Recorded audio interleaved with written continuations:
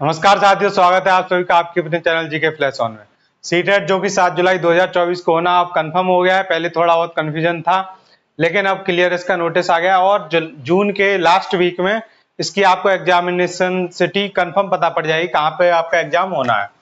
आज हम बात करेंगे कि क्या सीटेट को 30 दिनों में पास किया जा सकता है। क्या सीटेट 30 दिन में पास किया जा सकता है? अब ये बात केवल दो तरह के स्टूडेंट के मन में आती है कि क्या सीटेट 30 दिन में पास किया जा सकता है। अब उन दो तरह के स्टूडेंट में कौन कौन है, आप उनमें आते हो या नहीं, उसकी बात अभी आपको पता पड़ जाएगी। देखिए, सबसे पहला एक स्टूडेंट होगा जो अभी तक तैयारी करना जिसने स्टार्ट नहीं किया है और वो अब तैयारी स्टार्ट करने की सोच रहा है। तो एक तो स्टूडेंट वो हो गया जिसने अब तैयारी स्टार्ट करने की सोचा है। दूसरा, जिसने अभी तक तैयारी करने की स्टार्ट करने की तो सोचा था और थोड़ा थोड़ा पढ़ भी रहा था, लेकिन उतने अच्छे से नहीं पढ़ पा रहा था जितने अच्छे से उसको पढ़ना चाहिए। तो अब उन दोनों के ही माइंड में, इन दोनों टाइप के स्टूडेंट्स के माइंड में ये क्वेश्चन जरूर आएगा कि क्या सीटेट 30 दिन में पास किया जा सकता है। तो पहले तो मैं आपको इसका आंसर बताऊंगा कि किया जा सकता है या नहीं, फिर इसकी स्ट्रेटजी बताऊंगा कि अगर पास किया जा सकता है तो कैसे। तो सबसे पहली बात, सीटेट को काफी आसानी से 30 दिनों में पास किया जा सकता है, ये तो बात कंफर्म है। और तो और 10-15 दिन में भी आप इसको पास कर सकते हो।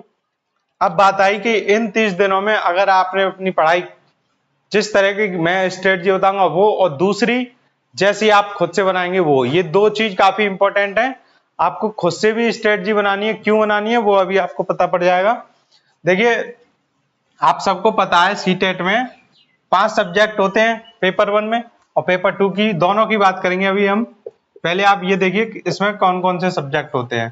पहला इसमें सीडीपी होता है, दूसरा इसमें मैथ होता है, तीसरी इसमें हिंदी जो ज्यादातर फर्स्ट लैंग्वेज लेते हैं सब, चौथे पे आप इंग्लिश या संस्कृत में से कोई सी एक लेते हैं ज्यादातर बच्चे, और कुछ कुछ बच्चे उर्दू, पंजाबी और भी काफी भाषाएं ले सकते हैं। तो ये सेकंड लैंग्वेज हो गई। और 5वां पेपर आपका ईवीएस। ये 5 सब्जेक्ट आपके होते हैं।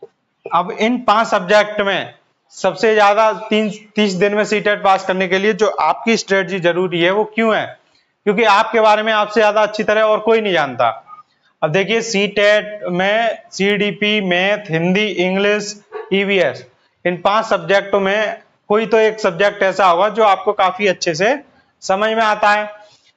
उस सब्जेक्ट को काफी बच्चे इग्नोर करते हैं कि ये तो हमें आता है, उसको पढ़ना ही नहीं है, जबकि उसका भी रिवीजन करना है। जिसमें आपके 30 में से 30 मार्क्स आने थे, अगर आप उसका रिवीजन नहीं करोगे तो 27-28 रह जाते हैं। एक ना एक क्वेश्चन गलत हो जाता है बाई चांस, बाई मिस्टेक, जल्दबाजी में। ये जब ही होता है जब आप उसका रिवीजन नहीं करते हो तब।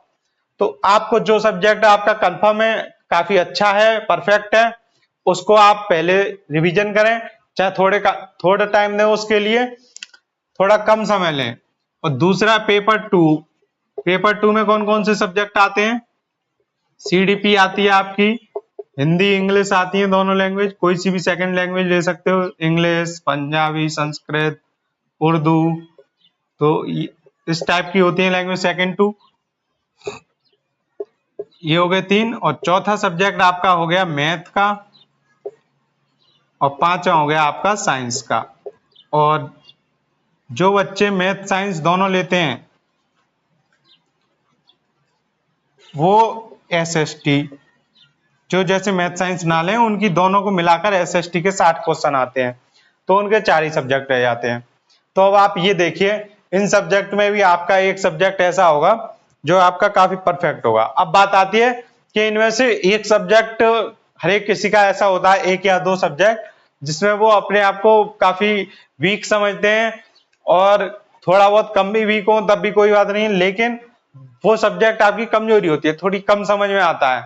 तो ऐसे हर एक किसी का कोई ना कोई सब्जेक्ट होता है, तो उसको थोड़ा ज्यादा टाइम देना। अब ये बात सिर्फ और सिर्फ आपको पता है कि आपका कौन सा सब्जेक्ट कमजोर है, कौन सा वीक है, तो उस सब्जेक्ट पर आपको ज्यादा ध्यान देने की जरूरत है। ये रही स्ट्रेटजी आपकी। अब मैं आपको बताऊंगा इन 30 दिन में मेरी तरफ से क्या स्ट्रेटजी रहेगी जिससे आप सीटेट को काफी आसानी से पास कर सकते हो। तो सबसे पहली चीज, आपको प्रीवियस ईयर पेपर करने हैं। और कौन कौन से करने हैं वो भी बताऊंगा मैं अभी। प्रीवियस ईयर पेपर करने से क्या होगा, आपको सीटेट की जो साइकोलॉजी है, किस तरीके से पेपर बना रहे हैं वो सारा कुछ आपके समझ में आएगा। 2024 का जनवरी वाला आपको जरूर पढ़ना है, और आपको 2023 का अगस्त में जो हुआ था वो पढ़ना है। इसी टाइप में बैक में आपको पढ़ते रहना है, ठीक है। इस तरह से और भी जो 2023 का जनवरी वाला है वो आपको पढ़ना है। अब अगर आपने ये कर लिया डेली एक पेपर, तो आपके ये माइंड में काफी क्लियर हो जाएगा किस तरीके के क्वेश्चन आ रहे हैं, उनको कैसे सॉल्व करना है, उसमें पेडागोजी के कैसे आते हैं, सब्जेक्ट के कैसे आते हैं, सारा कुछ आपको क्लियर रहेगा। दूसरी बात आती है आपकी इसकी सिलेबस के अकॉर्डिंग। अगर आपने इसके सिलेबस के अकॉर्डिंग पढ़ लिया तो काफी अच्छा रहेगा, और डेली पढ़ना भी है आपको। जैसे ये एक पेपर पढ़ा आपने, और फिर इसके सिलेबस के अकॉर्डिंग, जैसे आपको पता है जीन पियाजे के क्वेश्चन हमेशा पूछे जाते हैं, जीन पियाजे और वाइगोत्स्की, ये ऐसे वैज्ञानिक हैं, इनके वैज्ञानिकों का नाम सिलेबस में साफ साफ लिख रहा है, इनके क्वेश्चन आपसे पूछे ही जाते हैं। ये सीडीपी की बात कर रहा हूँ, किसी भी एक सब्जेक्ट की बात कर सकते हैं हम। वाइगोत्स्की और इसके अलावा कोलबर्ग, ये 2-3 वैज्ञानिक ऐसे हैं जिनके हर बार क्वेश्चन 2 या 3 4 हर एक वैज्ञानिक के पूछे जाते हैं, इन तीनों में से ही, ठीक है। और बाकी के भी वैज्ञानिक हैं, लेकिन इनका नाम स्पेशली आपको ध्यान रखना है, इनको काफी अच्छे से पढ़ना है। अब बहुत से सोचते हैं जीन पियाजे हमने एक बार पढ़ लिया, अब दोबारा पढ़ने की क्या जरूरत है, जबकि आपको इसको बार बार पढ़ते रहना है जब तक आपका पेपर ना हो जाए। ये ऐसे चीजें हैं, अगर आप पढ़ते रहोगे तो सबसे सरल है, और नहीं पढ़ोगे तो ये काफी कंफ्यूजन क्रिएट करती है कि कौन सी स्टेज में पियाजे की में वस्तु स्थायित्व तो आता है बच्चे में, कौन सी में अमूर्त सोच होती है, ये कंफ्यूजन होता रहता है। छोटी छोटी चीजें होती हैं, अगर पढ़ते रहोगे तो काफी सरल रहती हैं।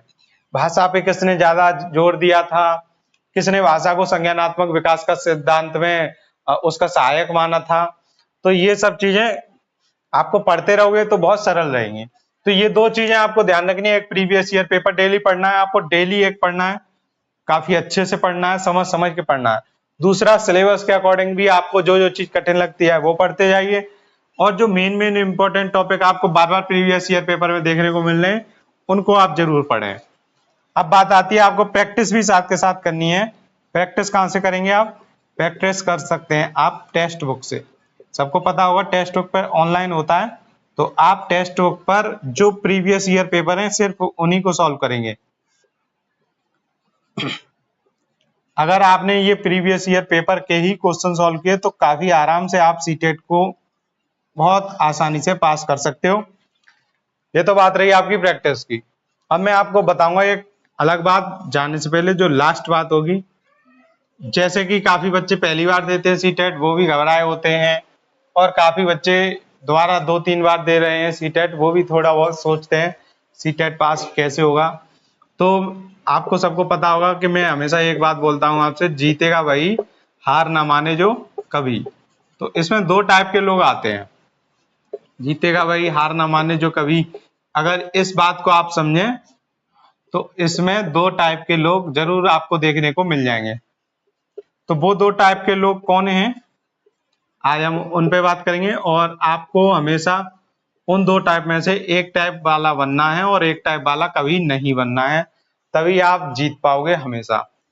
तो ये जो बात है इसका सार आज हम समझते हैं क्या है, जीतेगा वही, हार ना माने जो कभी। इसमें सबसे पहला टाइप बताऊंगा मैं, 2 तरीके के लोग होते हैं, एक शैतान और एक भगवान।